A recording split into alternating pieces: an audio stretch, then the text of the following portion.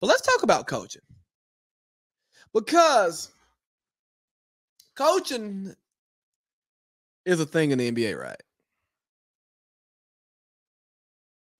And after these series, we just, oh my God, we put so much focus on the dang coaches. When Brooklyn was up 2-0, oh, Bud's out of here. He's got to go. Both times the Clippers are down 0-2. What is Ty Lue doing? Does he know what he's doing? I mean, did he really win that championship in Cleveland? Or did LeBron coach that team? Now that it's over, Doc, he just can't win a game 7. He can't. Quinn Snyder couldn't make adjustments. Nate McMillan took over the Hawks 27-11. He got them playing right, which is true. Hey, Monty Williams, he's turned that thing around in Phoenix, man. Yeah. But let me tell you something about these coaches. Because what I've seen is coaches, the media loves coaches who can squeeze the most out of an orange, right? We love us a Quinn Snyder because he can get a scrappy group to overachieve in the regular season.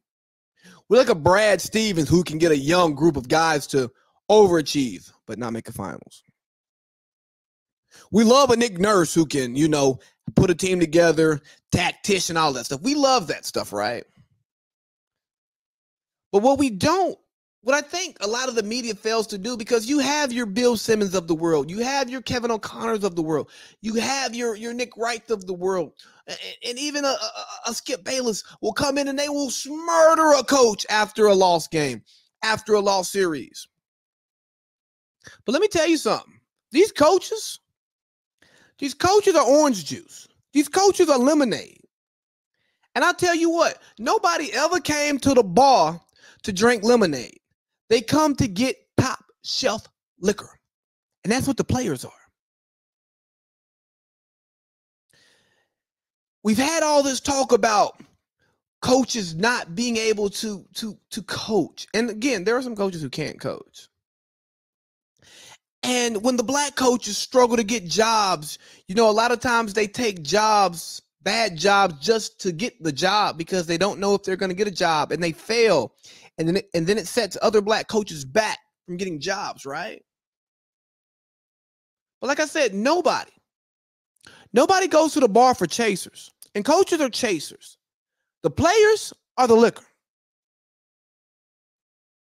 Now, is some liquor good without a chaser? Absolutely, man. I love me a good bourbon without a bourbon neat. Love it.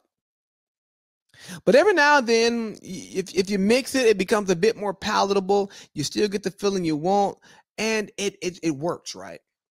And that's what we're looking for here, man. A good coach ain't shit without good players. You got to have good players in order to be an effective coach. Look at what's going on in San Antonio. Is Greg Popovich not a good coach? Yeah. But guess what? He doesn't have great players. Look at Ty Lue. Look at his resume. He's up there with the best of the best.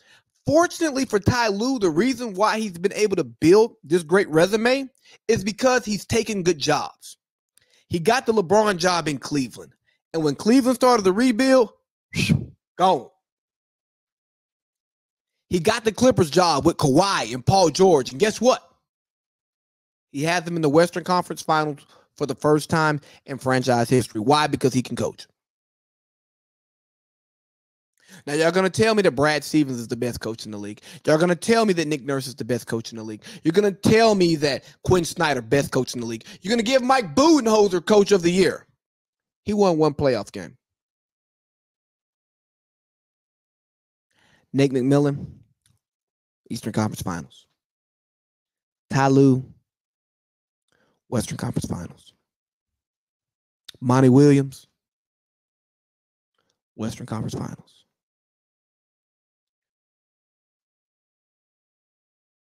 But what, they're motivators? They're not great tacticians. I'll tell you what, man. Tactics and planning work until the first shot. Everybody got a plan until they get hit in the mouth. And who can make the best decisions after getting hit in the mouth? And guess what? Ty Lue, Monty Williams, Nate McMillan, these coaches have done it. That's why they're still standing. Mike Budenholzer, you ain't really made no adjustments after getting hit in the mouth, but the problem is you could just punch back just as hard. But because you know that and it works for you, that's good coaching. That's the beauty of it. You know, everybody wants to say, oh man, he adjusts so well on the fly. Well, what if he doesn't need to adjust? What if we can go strength against strength and we're stronger? Then I'll beat you.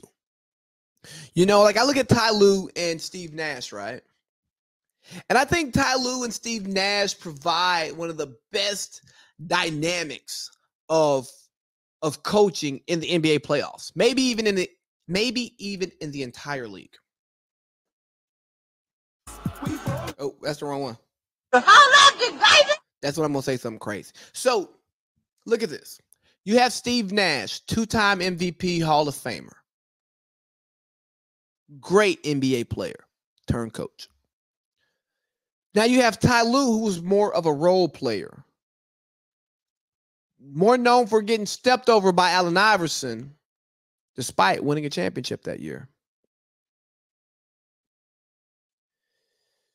More so regarded as LeBron's lackey in Cleveland by some, which they're wrong, because he coached that team.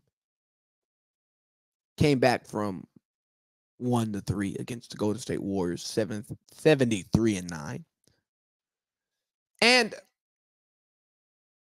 I look at their two coaching profiles. Let's look at Steve Nash. He runs his stars into the dirt all year. What does he do? He struggles with timeouts. His rotations are meh.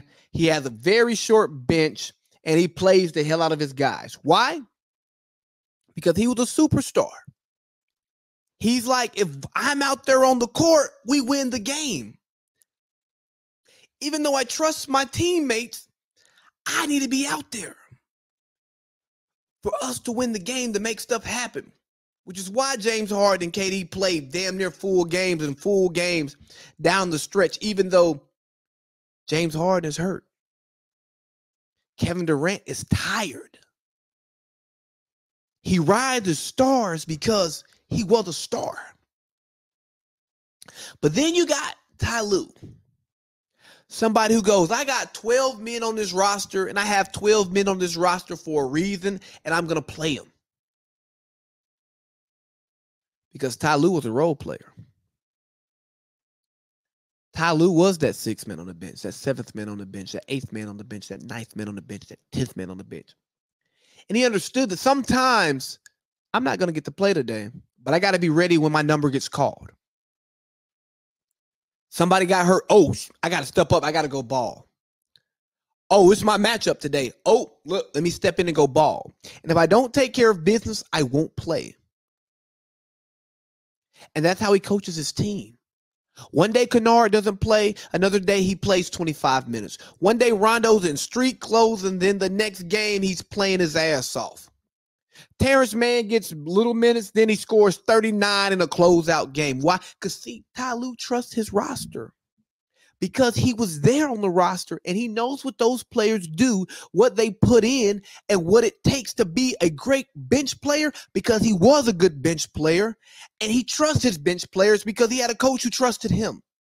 Or maybe he had a coach who didn't trust him, but he knew what he could do, so he's going to put that trust into his players. Which is why we got to have players, coaches who understand the players. Because I told y'all the coaches are the orange juice. The players are the damn tequila. Ain't nobody paying $30 for no damn tequila, orange juice. They'll pay $30, $45 for a bottle of tequila. They'll buy a $25 shot of 1942. Paul George, that's 1942. Ty Lue, I love you, Ty Lue. Great coach. Amazing coach. Great resume. You cranberry. And that's all right. It's all right to be cranberry. It's all right to be orange juice. Brad Stevens, as a coach, you were orange juice. Tatum. Tatum is the gin and juice. Yes. But that's a great combination. When you got the right chaser, you got the right liquor, you got a great party. A championship party. And that's the role of coaching in the NBA. You are not the main attraction. You are not the liquor. You're the chaser.